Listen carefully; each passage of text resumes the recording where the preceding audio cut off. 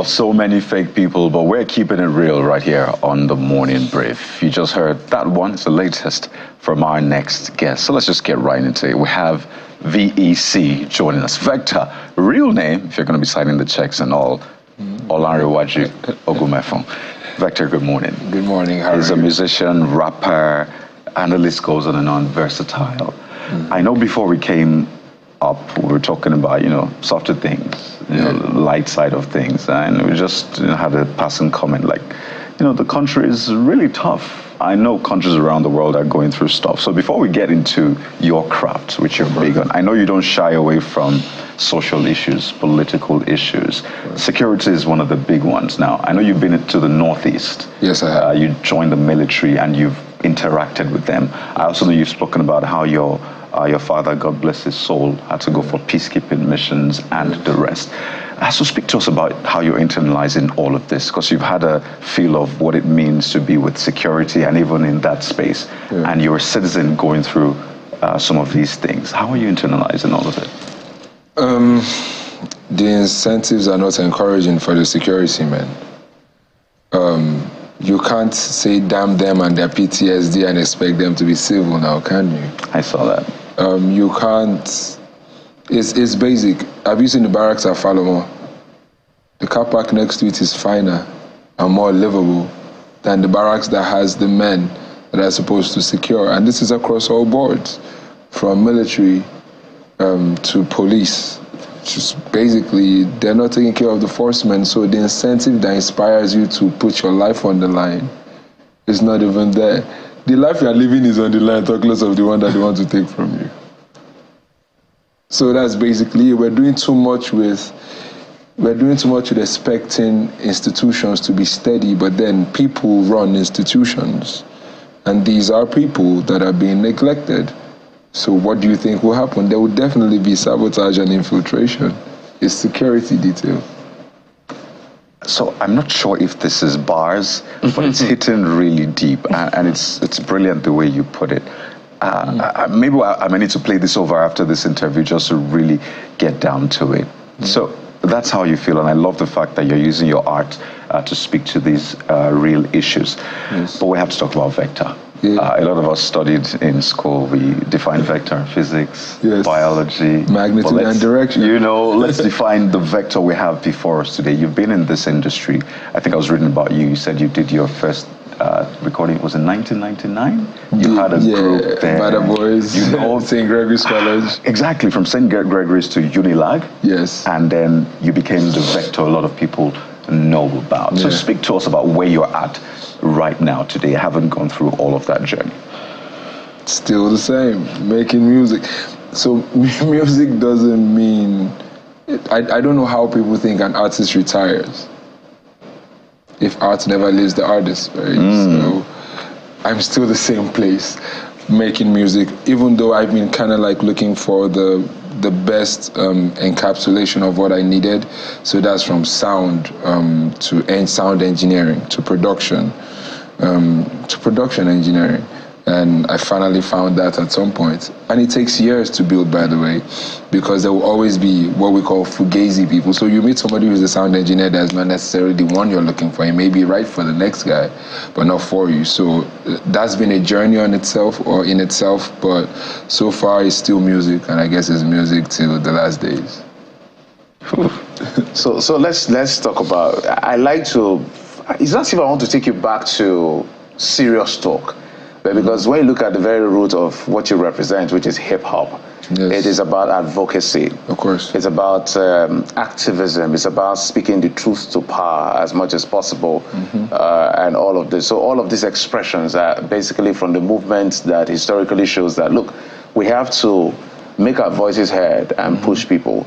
And I did ask Bliss this particular question, whether the rap industry or the hip-hop industry, as it is called, is doing enough to represent the concerns that we have as a community. There's a lot going on that is wrong in the country, but I don't know, maybe it's from where we're sitting. I don't know from where you're sitting, what you see, whether there's enough voices that are really speaking to these issues to see how we can, immortalize this moment and as well try to change it.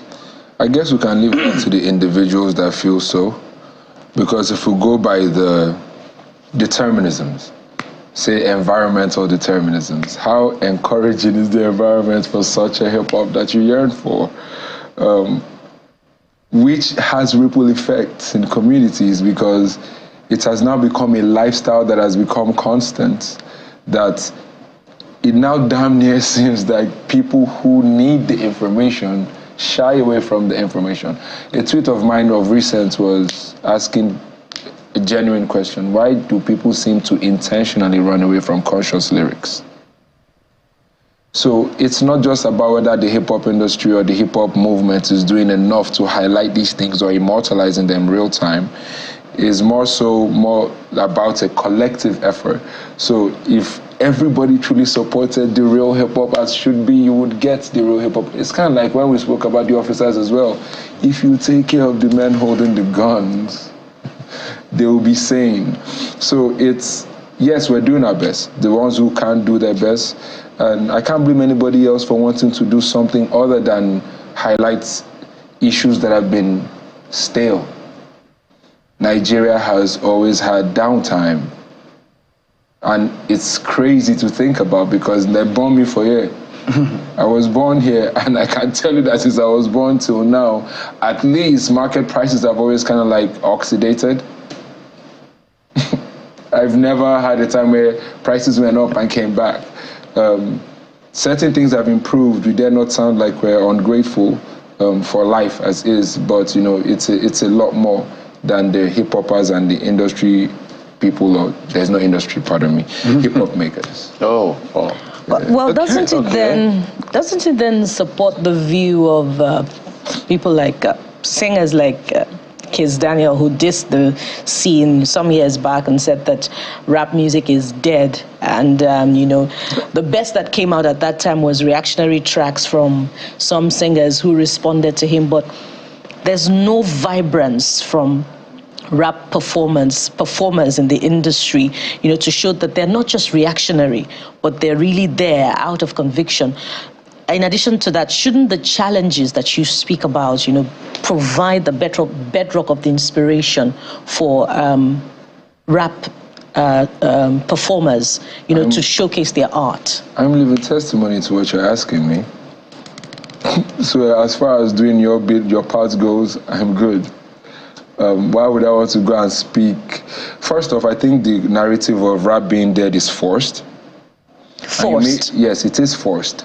And you may be careful, or you may want to be careful what you allow yourself believe. Because if rap is supposedly meant to talk about the ills in the society, and we all know the media is run by the person with the biggest buck, if that's the truth, there's a high probability that we're intentionally being pushed away from the music that has lyrical message to awaken consciousness. And there's a very, very higher probability that all these conversations may be targeted. I said may. I choose my words carefully, so I don't know that they are, definitely, but you can't tell me that hip-hop is dead. You can't tell me that rap is dead. But are rap musicians doing enough to prove that indeed it is alive? Would you go to a rap concert and watch rap musicians? I would. How many have you gone to so far? That's exactly what we're saying. If you weren't getting salaries here, you wouldn't be working here.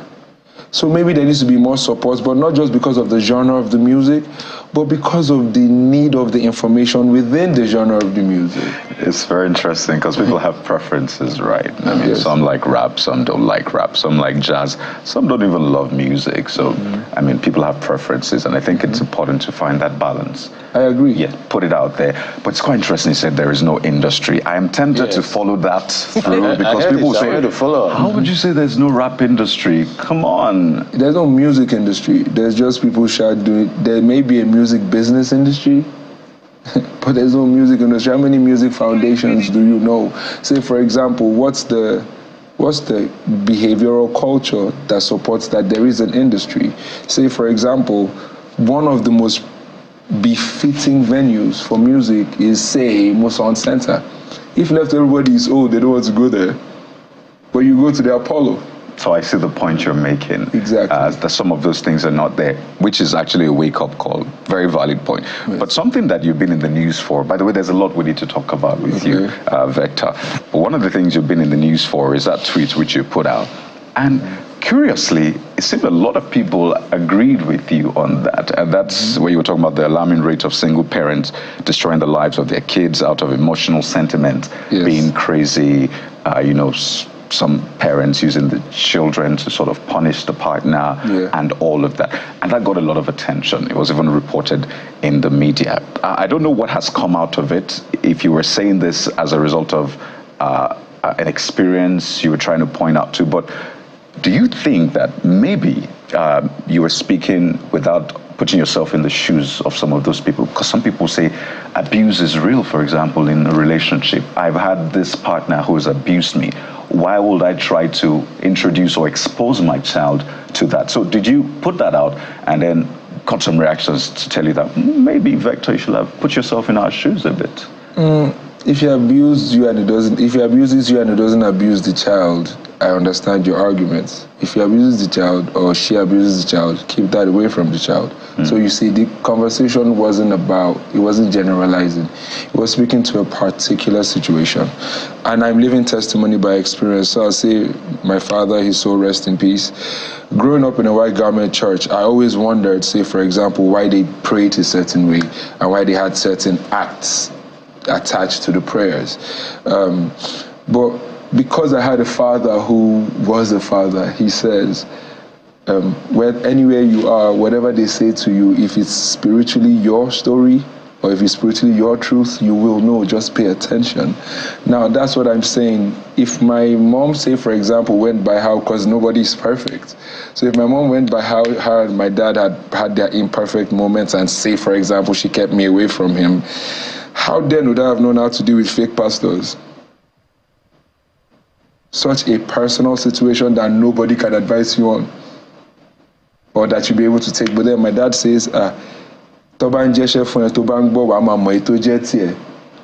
in my head. That? Say whatever they say to you as a message or a spiritual message, if it's yours, you will know deep inside. Nobody can come and tell you, oh, that's your white father. His family wants to kill you. No, I don't have a white father. It's as basic as that. So I'm drawing from that analogy to say that how dare you then let your personal feud with an individual block the natural role that individual is meant to play in the life of another individual. So with my own child, I know that you're by yourself. I'm connected to you, but I'm not attached to you. Can I quickly follow up on that? Just a minute. Let me pick up one of your lines. If one partner is abusing the other and is not abusing the children, the child or children, should that then be reason for the abused partner to stay just because of the balance the conversation that they must provide? For the partner to stay. Okay. The conversation is for nobody to use the child as weapons against themselves, because there's nothing more confusing than a child who doesn't know if their parents are good or bad people. So how would they be in the society? All right. So it's not about partners staying together. I have no right to tell you who to stay with as a partner. But if it takes a village to raise a child, and I'm part of the village, I have the right to tell you that you do not weaponize your child against your partner just in case you're creating an imbalance in your child's mentality that creates a cycle in the society. Okay, I understand. We're totally out of time. So let's go back to your craft, which is, some people, we have just 1 minute. You've done a lot of social commentary on your music, and which is quite commendable, which is why we brought you, because of the depth of your mind. But we're seeing people gaming the system, literally gaming the system. How does that position the future of music in the country? Because opportunism is happening everywhere, so the depth is sometimes quite shallow, you can tell, with money being pushed all around. And then these things are curating moments, and we're going to sing to these things. Some of these children will sing to these things, and if shallow gives shallow, then shallow represents shallow, and there's going to be... So what do you see in the future? There's shallow in every human situation. There are shallow pastors, shallow imams, shallow babalawos. So it doesn't faze me. I feel like having those conversations takes away from the conversations you can have about the way forward, because that's the norm. Shallow is the norm everywhere. There's shallow in media. a lot of media. But I don't think it has anything. I think we just do ours and do our best. I've dedicated my music to my truth most of the time, whether we're talking party, whether we're talking life, and that's good for me. Because that's all I can do if it's true that judgment is for me alone. There you go. Yeah. So, it's been an interesting conversation. We could go on and on, particularly the way you string words together. We have 30 seconds. Okay. If they are real, that's the latest body of work you have, or latest single, right? Yes. And it's streaming across platforms. So a snippet of that. What would you want to be remembered for, Vector? And finally, as you answer that, if there's a line or a few bars that you will use to describe the situation in Nigeria, how you feel about it, what would it be? The situation in Nigeria, problem. Problem. Your first question is, please. What would you want to be remembered for? I don't have a particular thing I want to be remembered for. Let it just be true. Because to some people I'm good, some people I'm bad. I've heard a lot of times that they think I'm probably a cocky person, so I would never tell those people what to think. So whatever it is that is true, let that be about me. When I'm gone, when I'm alive, whatever is true, let that be about me. I don't want you to see me a certain way other than I am, especially even if I may not be able to tell who I am by God, so yeah. So go out there, stream If They Are Real, his latest work he has. You're almost 40, by the way, Vector. Yes. Whoa. He doesn't look anything close to it, by the way. Not at all. I tell you, Olanrewaju Ogumefun, Yes. Vector, thank you so much for defining Vector. Thank you for having me. The Vector way. It's been a pleasure having you. Thank you for having me. I appreciate it. I mean, we wish we had more time, but we have to anchor at this point. Thank you so much for joining us. I'm Kayode Okikelu. Of course, we'll be back again tomorrow, but don't go anywhere. Sunrise Daily is up next. I'm Bukola Koka. Bye for now. Choose happiness, choose excitement, choose positivity, no matter what you're going through. I'm Jeffrey Uzama. See you tomorrow.